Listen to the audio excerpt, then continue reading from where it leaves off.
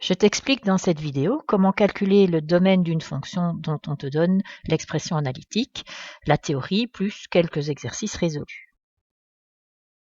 Rappelle-toi, le domaine ou domaine de définition d'une fonction est noté DOM-F, c'est l'ensemble des points où la fonction existe, donc c'est l'ensemble des x qui ont une image par f. On a vu à partir du graphique qu'il suffisait de repérer sur l'axe des x les réels qui ont une image, donc dans l'exemple ci-dessous, tous les réels de l'axe x ont une image, sauf x égale 2. Le domaine, c'est donc tous les nombres qui vont de moins l'infini jusque 2 non compris, union de 2 non compris jusque plus l'infini. Comment faire maintenant si on ne connaît que l'expression analytique de la fonction, donc son expression avec des x? On cherche les x pour lesquels la fonction existe. On va donc calculer les conditions d'existence de l'expression analytique. En quatrième, on se limite à deux types de conditions d'existence qu'on a déjà en fait rencontrées par ailleurs. Première situation où l'expression peut ne pas exister, c'est quand on a une fraction. Quand on a une expression de type fraction, on sait qu'on ne peut pas diviser par 0. La condition d'existence, c'est que le dénominateur soit différent de 0. On résout ce genre de condition d'existence grâce à la résolution d'une équation. Il y a d'autres fonctions pour lesquelles l'expression peut ne pas exister en certaines valeurs de x. Quand on a une racine carrée, on sait qu'on ne peut pas faire la racine carrée d'un nombre négatif. Alors ça marche aussi pour toutes les racines en fait d'indice pair, racine carrée, racine d'indice 4, etc. Par contre, la racine cubique de moins 8 existe, ça fait moins 2. Donc en fait, ce ne sont que les racines d'indice pair qui vont créer des conditions d'existence. La condition d'existence pour de telles expressions, c'est que l'intérieur de cette racine doit être plus grande ou égale à 0. C'est une inéquation qu'il faut résoudre pour cette condition d'existence. Il faudra donc faire un tableau de signes. Certaines expressions font apparaître une racine carrée ou une racine d'indice pair au dénominateur. Donc là, on combine les deux cas précédents. À cause de la racine carrée, l'expression qui se trouve en dessous de la racine carrée doit être positive ou nulle, mais comme elle est au dénominateur, le résultat ne peut pas être égal à 0, et donc, quand on doit être plus grand ou égal à 0, mais en plus pas égal à 0, c'est qu'on est strictement plus grand que 0. Dans ce cas-là, la condition d'existence sera que l'intérieur de la racine doit être strictement plus grand que 0. C'est de nouveau une inéquation qu'il faudra résoudre avec un tableau de signes où on gardera uniquement la zone plus. On va tout de suite voir ce que ça donne dans des exemples. Mais donc, il faut bien avoir en tête les types de conditions d'existence et le type de résolution qui sont associés à chacun des types de conditions d'existence. Premier exemple, la fonction a comme expression racine carrée de x carré plus 2x moins 3.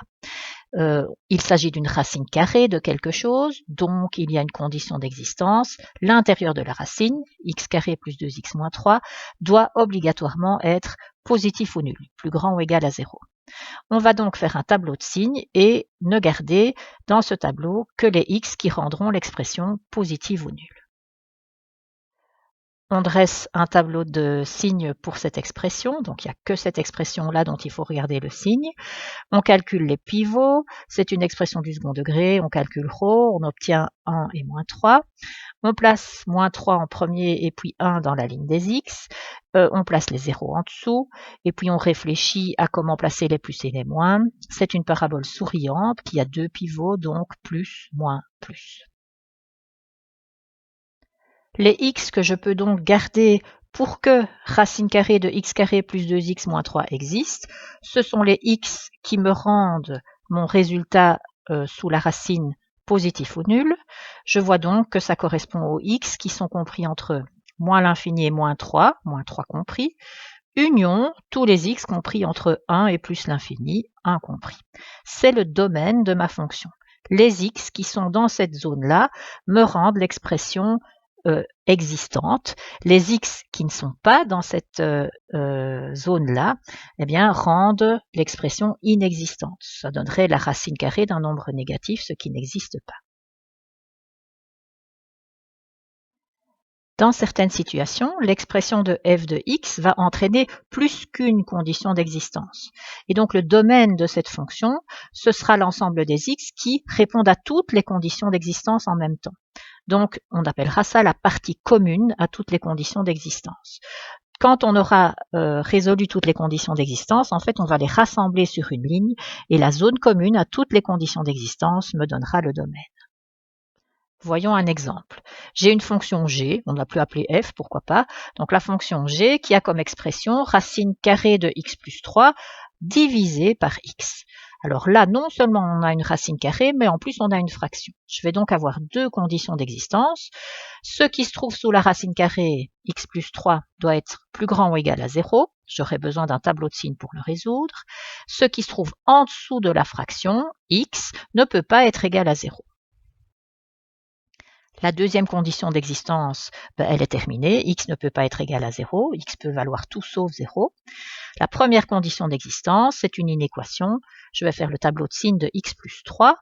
Le pivot est en moins 3. C'est une droite qui monte, donc ça me fait moins 0 plus.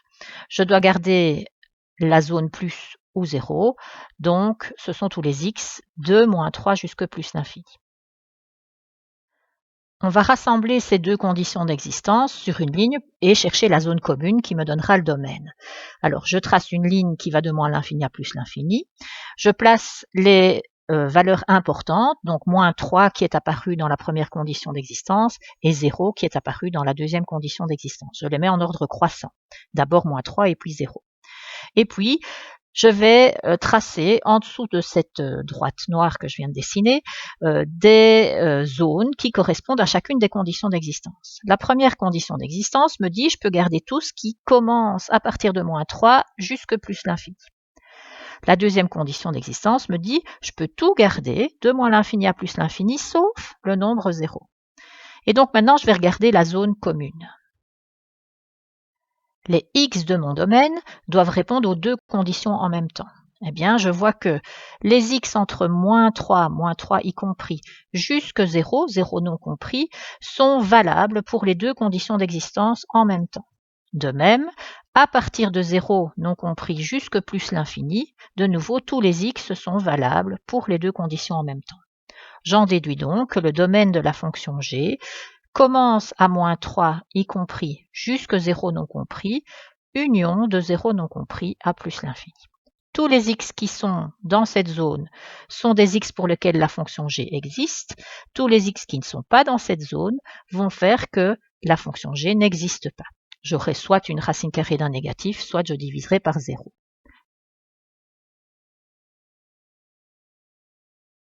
Voyons une dernière fonction. La fonction h a comme expression 1 sur racine carrée de moins x plus 3 plus 2 sur x carré moins 2x moins 3.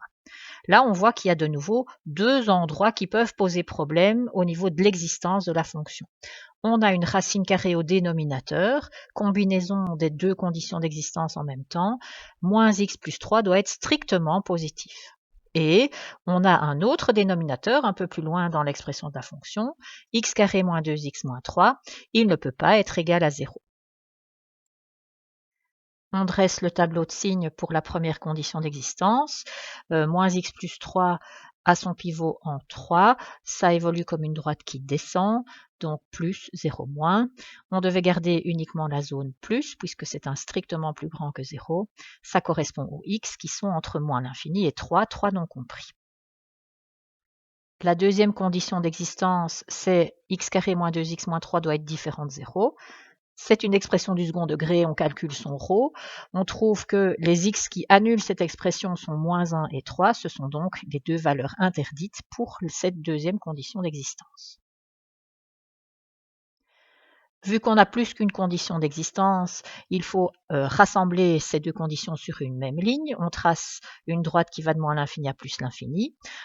Sur cette droite, on place en ordre croissant les nombres qui sont apparus dans les deux conditions d'existence, à savoir moins 1 et 3. Moins 1, c'est le plus petit, 3 est juste après. La première condition d'existence nous dit je peux garder tous les x qui sont entre moins l'infini et 3, 3 non compris. La deuxième condition me dit je peux tout garder sauf moins 1 et 3. Et donc, pour calculer le domaine, on va prendre la zone commune, tous les x qui sont à la fois acceptés dans la première et dans la deuxième condition. Alors cette zone commune, elle commence tout à fait à gauche, les deux lignes sont vertes, jusqu'en x égale moins 1, où là j'ai du rouge pour la deuxième condition, le moins 1 ne peut pas être dans le domaine. À partir de moins 1, de nouveau, j'ai les deux conditions qui sont vérifiées jusqu'en x égale 3. 3, j'ai de nouveau du rouge, je ne peux pas le prendre. Et au-delà du 3, je vois que la première condition n'est vérifiée par personne, donc c'est fini, le domaine ne peut pas aller plus loin. Le domaine de la fonction h va de moins l'infini jusqu'à moins 1, non compris, et puis de moins 1 jusqu'à 3, non compris. Voilà, maintenant tu connais les bases pour calculer le domaine de n'importe quelle fonction en quatrième. À toi de t'exercer beaucoup pour que ça devienne automatique.